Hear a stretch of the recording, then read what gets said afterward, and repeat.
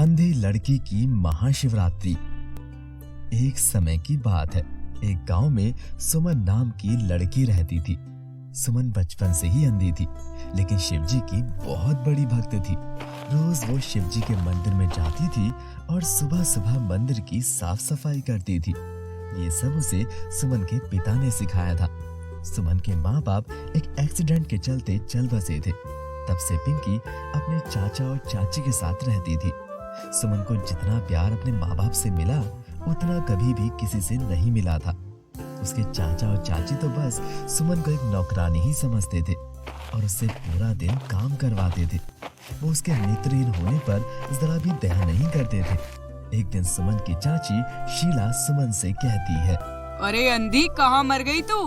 क्या तुझे याद नहीं रहता? सुबह सुबह मुझे एक कप गरम गरम चाय चाहिए होती है। तुझे रोज रोज यही बात समझानी पड़ती है। अरे तू अंधी तो है ही, अब क्या दिमाग भी बेच कर आई है कहीं? चाची, वो मैं मंदिर गई थी शिवजी के, तो आने में जरा देर हो गई। अरे रोज रोज जो तू मंदिर जाती है, इससे कुछ भी नहीं होने वाला है, समझी ना? भगवान नीचे आके तुझे तेरी आंखें वापस तो नहीं लौटा देंगे। चाची, ऐसे मत कहिए। मैं भगवान शिव के मंदिर किसी भी लालच से नहीं जाती हूँ, बल्कि मुझे तो उनके मंदिर जाना बहुत अच्छा लगता है। उनकी प्रार्थना करना मुझे बहुत ही अच्छा लगता है। मैं उन्हें याद करने के लिए मंदिर जाती हूँ चाची। अच्छा, अब बस कर, मुझे ज्ञान सिखाने आई है बड़ी। अब चुपचाप से जाकर मेरे लिए एक कप गरम गरम चाय बना कर ले आ। और हाँ, कल से मेरी चाय मुझे समय पर मिल जानी चाहिए, वरना ये तेरे लिए अच्छा नहीं होगा। चाची, मैं आपके लिए अभी चाय बना कर लाती हूँ। सुमन अपनी चाची के गुस्से से बहुत डरी हुई थी। उसे उसकी चाची ने कई बार हुक्म न मानने के कारण जला भी दिया था। उसके शरीर पर आज भी घाव के कई निशान हैं। सुमन रसोई में जाती है और अपनी चाची के लिए एक कप चाय बनाकर लेकर आने लगती है। अब सुमन को धीरे धीरे इन सब चीजों की आदत हो चुकी थी, इसलिए चाय या खाना बनाना अब उसके लिए ज्यादा मुश्किल नहीं था। जब वो चाय बनाकर अपनी चाची के पास ला रही थी, तभी उसके पैर में अचानक से कुछ आ जाता है, जिस वजह से उसका चाय का गरम गरम कप उसकी चाची के ऊपर आ गिरता है। हाय राम, मार डाला मुझे इस करमजली ने, जल गई मैं तो। हाय री, कोई बचाओ मुझे। अरे मैया, मैं तो जल ही गई। चाची, मुझे माफ कर दो, मैंने ये जानबूझकर नहीं किया। वो मेरे पैर में कुछ आ गया, जिस वजह से ये चाय आपके ऊपर गिर गई। अरे अंधी, सब जानती हूँ मैं।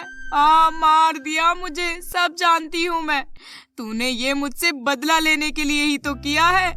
मैंने तुझे थोड़ा सा डांट क्या दिया, तूने इस तरह से अपना बदला लिया मुझसे। हाय री मैया, जल गई मैं। चाची, आप मेरी बात का यकीन कीजिए, मैंने ये जानबूझकर नहीं किया है। तभी बाहर से सुमन के चाचा रमन और सुमन की बहन अरुणा दोनों शीला की चीख सुनकर भागकर अंदर आते हैं, तो देखते हैं कि शीला दर्द से करा रही है। तभी वो दोनों शीला से पूछने लगते हैं, शीला, क्या हुआ तुम्हें? तुम ऐसे क्यों कर रही हो? कुछ बोलो तो सही। क्या बताऊं जी, मैंने तो बस आपकी भतीजी को थोड़ा सा डांटा था। मैंने उससे एक कप चाय मंगाई थी और इसने उस बात का बदला मुझ पर गरम गरम चाय गिरा कर लिया है। हाय, जल गई मैं। हाय राम, बहुत जलन हो रही है। सुमन, तुमने अपनी चाची के साथ ऐसा किया? लगता है तुम्हें सबक सिखाना पड़ेगा, अब तभी तुम्हें समझ में आएगा।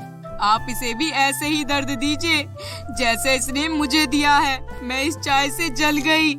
रमन गैस पर गर्म पानी गर्म करता है और खौलते हुए पानी में सुमन का हाथ डाल देता है, जिससे सुमन चीखने चिल्लाने लग जाती है। वो अपने चाचा से बार बार माफी मांगती है, लेकिन कोई भी उसकी सुनने को तैयार ही नहीं था। रात हो जाती है। सुमन के हाथ गर्म पानी की वजह से जल के लाल हो गए थे और बहुत तेज जलन हो रही थी। सुमन पूरी रात रोती रहती है। वो रोज सुबह मंदिर जाती थी, इसलिए अगली सुबह भी मंदिर के लिए निकल जाती है। अपने जले हुए हाथों से वो शिवलिंग को पानी से साफ करती है। उसे दर्द हो रहा था, लेकिन फिर भी वो अपने इस काम को दिल से और पूरी निष्ठा से करती थी। एक दिन जब वो शिवलिंग को साफ कर रही थी, तभी पंडित उसके हाथों को देखता है और उससे कहता है, बेटी, ये क्या? ये तुम्हारे हाथों को क्या हुआ?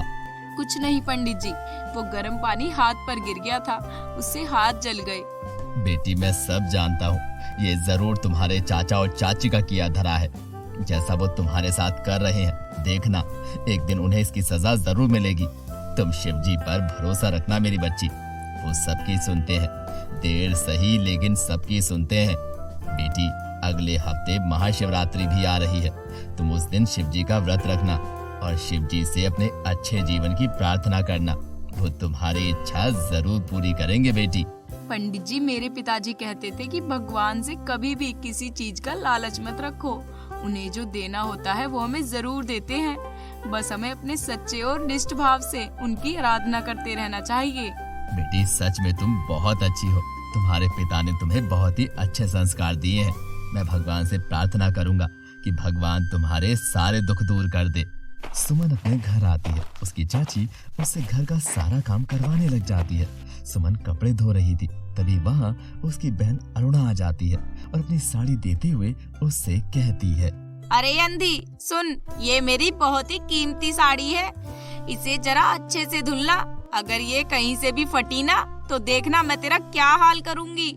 सुमन चाची के पास जाती है और उससे कहती है, चाची, मैं सारा काम कर दूंगी, लेकिन आप मुझे बस थोड़े से पैसे दे देना। वो महाशिवरात्रि आ रही है ना, तो मुझे व्रत के लिए सामान लाना है। अच्छा, तो अब मैं तेरे इन फालतू के कामों के लिए पैसे बर्बाद करने के लिए तुझे दे दूं? ऐसा सोचना भी मत, समझी ना?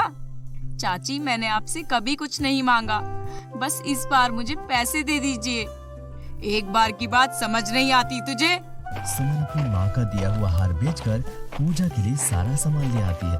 तभी शीला सुमन को सामान के साथ देख लेती है और कहती है, अच्छा, तो तूने ही मेरे पैसे चुराए हैं। अब तूने चोरी भी शुरू कर दी।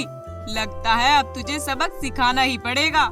शीला एक डंडा लाती है और सुमन को मारना शुरू कर देती है। सुमन अपनी चाची के आगे रोती है, लेकिन वो मारते मारते नहीं रुकती और उसका लाया सारा सामान उठाकर बाहर फेंक देती है और सुमन को भी घर से निकाल देती है। अगले दिन शिवरात्रि थी। सुबह होती है। सुमन रो रही थी। हे शिव जी, मैं आपका महाशिवरात्रि का पर्व कैसे मनाऊं? मैंने जो भी सामान लिया था वो तो अब खराब हो गया है, पर मैं आपका ये व्रत जरूर रखूंगी। सुमन पूरे दिन कुछ नहीं खाती और बिना जल अन्न के महाशिवरात्रि का व्रत रखती है। शाम को वो शिवजी पर जल चढ़ाती है और उसकी आंखों से आंसू बहने लगते हैं। वो आंसू की बूंदें शिवलिंग पर गिरती है और तभी उस शिवलिंग से प्रकाश फूटता है और स्वयं शिव शंभु प्रकट हो जाते हैं। सुमन, मैं तुम्हारी सच्ची भक्ति से बहुत प्रसन्न हुआ हूँ। तुमने पूरे दिल से मेरा ये व्रत किया है और मैं विवश हो गया हूँ तुम्हें दर्शन देने के लिए। मैं तुम्हें तुम्हारी आंखों की रोशनी दे रहा हूँ ताकि तुम इस संसार को अपनी आंखों से देख सको। ऐसा कहकर शिवजी अपने चमत्कार से उसके नेत्र की रोशनी वापस कर देते हैं और अब वो ठीक हो जाती है और शिवजी के दर्शन करके धन्य हो जाती है और शिवजी एक आम आदमी का रूप लेकर सुमन का ध्यान रखने के लिए उसके साथ ही रहने लगते हैं। दोस्तों, तो कैसी लगी आपको हमारी ये कहानी? कमेंट करके जरूर बताइएगा और हमारे चैनल को सब्सक्राइब करना और बेल आइकन को प्रेस करना बिल्कुल मत भूलिएगा।